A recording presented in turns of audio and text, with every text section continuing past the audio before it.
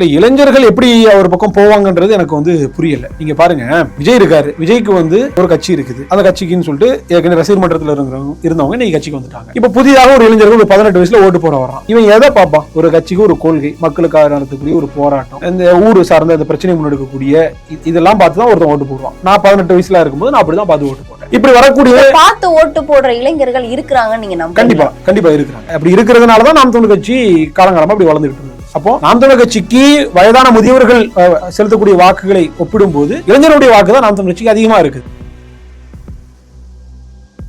நான் முன்வைக்கக்கூடிய லட்சியம் இதுக்கு ஓட்டு போடுன்னு கேட்காம என் முகத்துக்கு ஓட்டு போடுன்னு கேட்கிறேன். சீமான் அவர்கள் எத்தனையோ மேடைகளை பேசியிருக்கிறார், நீ என்னை தலைமையேற்று வராத, நான் முன்வைக்கிற தத்துவத்தை தலைமையேற்று வா. அப்படி தலைமையேற்று வந்ததுனாலதான் நாம் தமிழர் கட்சி நிலையாக இருக்கு. இப்ப சீமான இல்லைன்னா கூட கட்சியினுடைய உறவுகள் எங்கேயும் போக மாட்டாங்க. ஆனா விஜய்க்கு அப்படி இல்ல, விஜய் இல்லைன்னா கட்சி. அப்ப விஜயனுடைய மூஞ்சுக்காக ஓட்டு கேட்கிறேன். அப்போ ரசிக மனப்பான்மையில் இருக்கிறவன் விஜய்க்கு தான் ஓட்டு போடுவான்.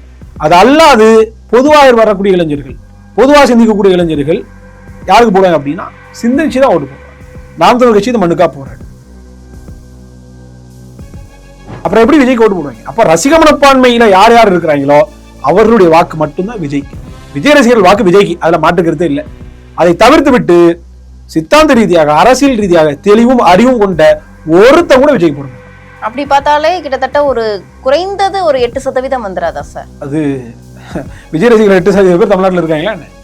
மொத்தமாவே என்ன சொல்றாங்க, நாங்க 15 லட்சம் பேரை கூட்டிட்டோம், 20 லட்சம் பேரை கூட்டிட்டோம்னு நாவு பூசாம போய் சொல்றோம்.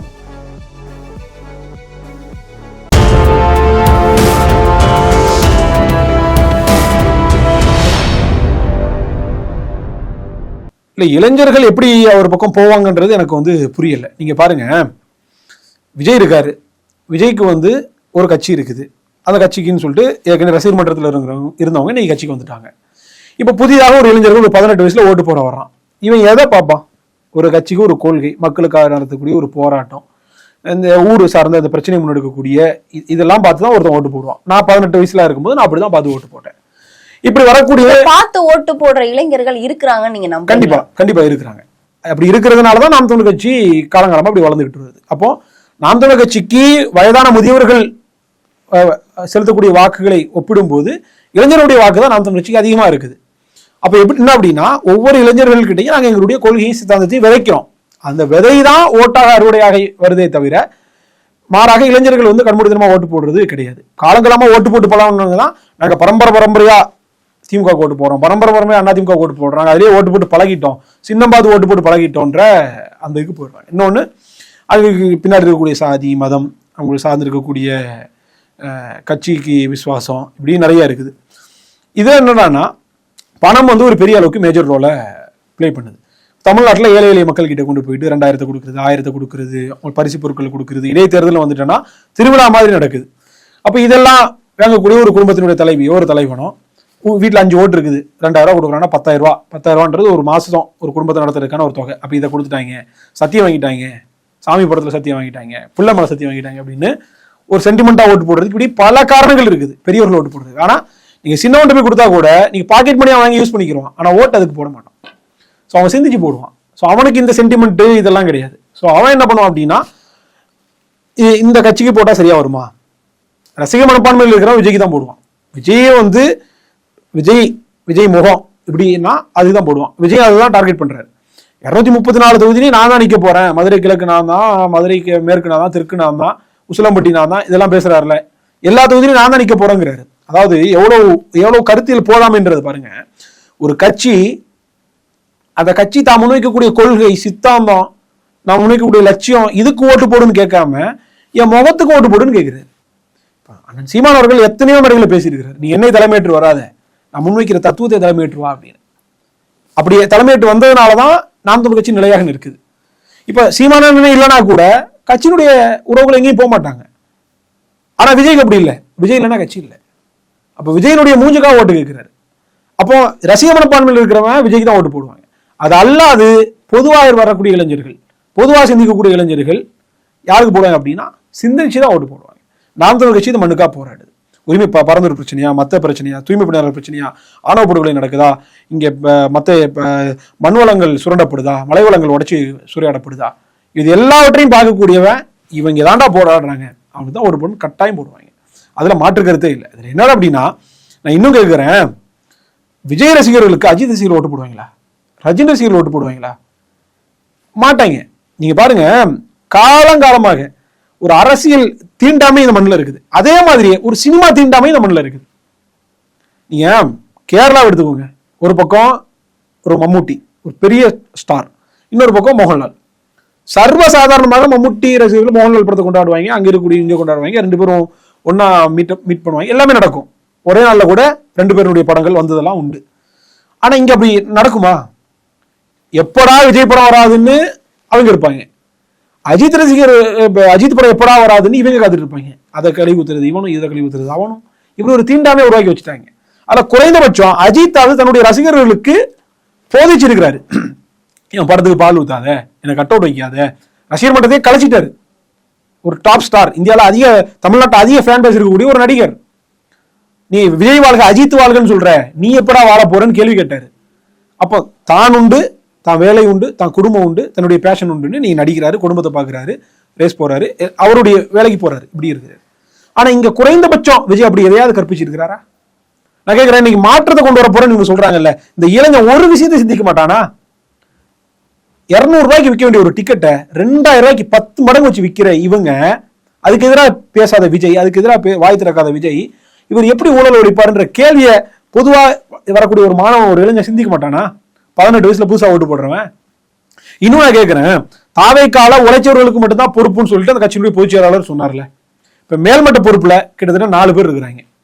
சிடி நிர்மல்குமார், ஆதவ் அர்ஜுனா, அதே மாதிரி இந்த ஐஆர்எஸ் ஆபீஸ்ல ஒருத்தர் போனார்ல இவர், இப்படி 4 பேர் 4 பேர் இருக்காங்கல்ல. இவங்களாம் எந்த கட்சியில உழைச்சாங்க? எந்த ரசிகர் மன்றத்துல இருந்து உழைச்சாங்க? உங்க ரசிகர் மன்றத்துல இருந்து உழைச்சவங்க இல்லையே. அங்க ராஜ்மோகன் இருக்காரு, அவர் தான் இன்னைக்கு எல்லாத்துலயும். ஏன் உங்க கட்சி, உங்க ரசிகர் மன்றத்தில் உழைச்சவங்க வேற யாரும் இல்லையா? அப்ப இதை விஜய் ரசிகரே சிந்திக்க மாட்டானா? கட்சியில உழைச்சவனுக்கு தான் மேல்மட்ட பதவின்னாங்க, எல்லா அதிகார பதவின்னாங்க.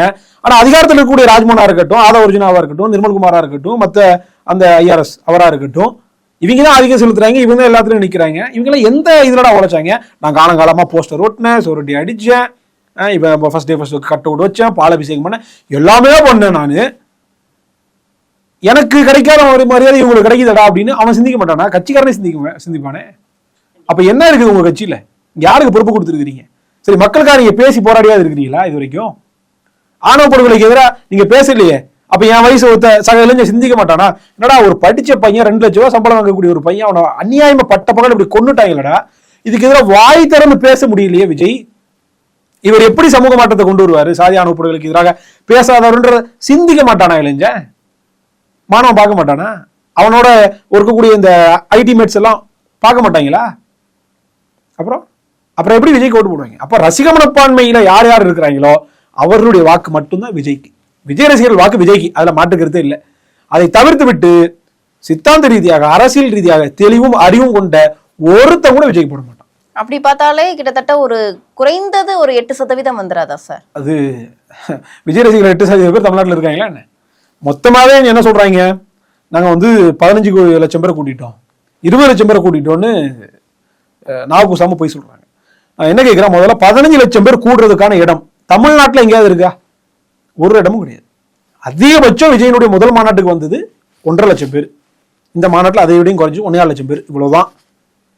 இதை வச்சுக்கிட்டு இவங்க என்ன பண்றாங்க அப்படின்னா 15 லட்சம் வச்சுட்டோம், இவ்வளவு பண்ணிட்டோம். அது கிடையவே கிடையாது. இப்ப யாரெல்லாம் வந்தாங்களோ அவங்க மட்டும்தான் வாக்காளர்களா மாற போறாங்க. இன்னும் சொல்ல போனா அந்த மாநாட்டுக்கு வந்தவர்களே விஜயை பாக்குறதுக்காக வந்தாங்களே தவிர விஜயனுடைய பேச்ச கூட கேட்கலையே. அவங்க ரேம்பாக் வராரு, இருந்து பாக்குறாங்க, 4 பேர் உள்ள குதிச்சான், கிரீஸ்லாம் தடவி இருந்தாங்க, அதெல்லாம் தடவி போட்டு போனாங்க. ரேம்பாக் முடிச்சுட்டு விஜய் இந்த பக்கம் நடக்கிறாரு, மக்கள் அந்த பக்கம் நடக்கிறாங்க. அப்புறம் என்ன? விஜய் பார்ப்பதற்காக கூடிய கூட்டம், விஜயனுடைய பேச்சை கூட கேட்காத கூட்டம். அது செட் ஆஃப் 40% பீப்புள் அப்படியே கலந்துட்டாங்க. காணொலி ஆதாரம் லைவ்ல எல்லாம் வந்துச்சு, பார்த்தோம். அப்புறம் விஜயனுடைய பேச்சை கூட கேட்காத நபர்கள் விஜய்க்கு எப்படி ஓட்டு போடுவாங்க? அட்லீஸ்ட் பேச்சாவது கேட்கணும்ல. அப்ப அதுக்கு கூட அவங்க இல்லை. அப்ப எதுக்காக வந்திருக்கேன் அப்படின்னா, இவ்வளவு நாள சினிமால பார்த்தோம், போலீஸா நடிச்சாரு, ஹீரோ நடிச்சாரு, வில்லனா நடிச்சாரு, அப்படி பண்ணாரு, இப்படி பண்ணாரு, ஸ்டண்ட் பண்ணாரு, எல்லாம் பண்ணாரு, ஹீரோயிசம் காமிச்சாரு. இந்த விஜய இங்க விட்டா நம்ம எங்க பாக்குறது? வீட்டு வாசல், பனையூர் வாசல்ல போய் நின்னா கூட வெளியே வந்து எட்டி பார்க்காத ஒரு நபரை இதுதாண்டா வாய்ப்பு, பார்த்துருந்தா ஒரு தடவைன்னு ரசிக மனப்பான்மையில பாக்குறதுக்காக வந்தாங்க. அதுக்கு கூட்டின கூட்டம் தான் அது. அதை தவிர்த்து விட்டு நம்ம பார்த்தோம்னா விஜய்க்கு எங்க வந்துச்சு ஆட்கள்? அப்படியே அப்போ விஜய் ரசிகர்கள் 8% இருப்பாங்க, வாய்ப்பே கிடையாது. இவங்க உருட்டுறாங்க. கொஞ்ச நாட்களுக்குள்ளாவே எங்க கட்சியில வந்து 1.5 கோடி பேர் நாங்க நினைச்சிட்டோம் அப்படின்னு. சிரிக்க மாட்டாங்களா? எந்த கட்சி வந்தாலும் சரி 1.5 கோடி உறுப்பினர். திமுகவா 1.5 கோடி, அண்ணா திமுகவா 1.5 கோடி, பாமகவா 1.5 கோடி. அப்படி பார்த்தோம்னா தமிழ்நாட்டுடைய மக்கள் தொகை 15 கோடி வருது. அப்ப நீங்க சொல்றதே போய். இன்னொரு பக்கம் பார்த்தோம்னா விஜய் வந்து புஷியானது கிட்ட அவ்வளவு கோவப்பட்டாரு. 25,000 பேர் ஃபேக்கா பூத் ஏஜென்ட் போட்டிருக்காங்கன்னு அடுத்த செய்தி வருது. 1.5 கோடி பேர், அப்ப 25,000 பேர் போட்டிருக்க ஆள் இல்லையா? அப்ப என்னத்தையா ஒண்ணு கிளப்பி விடுறது. இன்னொன்னு இப்ப வேற இன்ஸ்டாகிராம்ல அந்த 10 மில்லியன் லைக்ஸ்ன்னு சொல்லிட்டு ஒண்ணு கிளப்பி விட்டாங்க. அதுக்கப்புறம் அதை இது உள்ள போய் பார்த்தா தெரியுது, அது ஏதோ பெய்டு பண்ணி ஏதோ பங்களாதேஷ்ல இருந்து மத்த நாடுகள்ல இருந்து பாட்ஸ் வச்சு அந்த லைக்ஸ் வந்து பூஸ்ட் பண்ணுறாங்க. அப்ப என்ன அப்படின்னா கட்டுக்கடங்காத பணம் இருக்குது உங்ககிட்ட, கோடி கோடியா செலவு பண்றதுக்கான பணங்கள் இருக்குது. பணத்தை வைத்து கூட இந்த மாதிரி ஆட்டம் போடுறாங்க. இவங்க 10 லட்சம் கூட்டிட்டுன்னு சொல்றாங்கல்ல, உண்மையிலேயே 10 லட்சத்தை யாரு கூட்டினா அப்படின்னா இவர் கூட்டல, சிரஞ்சீவி கூட்டினாரு. 2008 பிரஜாராஜ்யம்ன்ற கட்சியை சிரஞ்சீவி ஆரம்பிச்சார். திருப்பதியில் ஆரம்பிச்சு 10 லட்சம் மக்களை உண்மையில கூட்டினாரு. அதனுடைய காணொலிகள் இதெல்லாம் இருக்குது, நீங்க எடுத்தோன்னா போடலாம். கூப்பிட்டு அறிவிச்சாரு. அன்னைக்கு வந்து மாநிலத்தில் அங்க ஆட்சி செஞ்சது இங்க திமுக அதிமுக மாதிரி, அங்க வந்து காங்கிரஸ், அது மாதிரி தெலுங்கு தேசம். இப்ப இந்த 2 கட்சிக்கு மாற்றான வரப்போறேன்னு அறிவிச்சாரு. 2009 தேர்தலில் நின்னாரு. தேர்தலானே அவருக்கு சின்னத்தையே மறுத்துச்சு. உச்சநீதிமன்றத்துக்கு போனார், முறையிட்டார். சட்டமன்றத்திற்கும் பாராளுமன்றத்திற்கும் ஒன்றாக அங்க தேர்தல் நடந்துச்சு. 2க்குமே பொது சின்னத்தை வாங்கி வந்தார், ரயில் இன்ஜின் சின்னம். இங்க இருக்கிற மாதிரி விஜய்க்கு வந்து தனிப்பட்ட ஒரு இது கிடையாது. அவங்க குடும்பமே அங்க அவ்வளவு பெரிய செல்வாக்கு சினிமால. அல்லு அர்ஜுனா இருக்கட்டும், மகா ராம் சரணா இருக்கட்டும், பவன் கல்யாணம் இருக்கட்டும், எல்லாமே அவ்வளவு பேர். அப்போ சாதி செல்வாக்கு, சினிமா செல்வாக்கு, அரசியல் செல்வாக்கு, பண செல்வாக்கு எல்லாமே இருந்துச்சு. எல்லாரும் பிரச்சாரம் பண்ணாங்க, அவ்வளவு இருந்துச்சு. ஆனா நீங்க பாருங்க 18 சீட்டு மட்டும் தான் அவரால் ஜெயிக்க முடிஞ்சது. முதலமைச்சர் கனவுல இருந்தது மொத்தமா தகர்ந்துச்சு.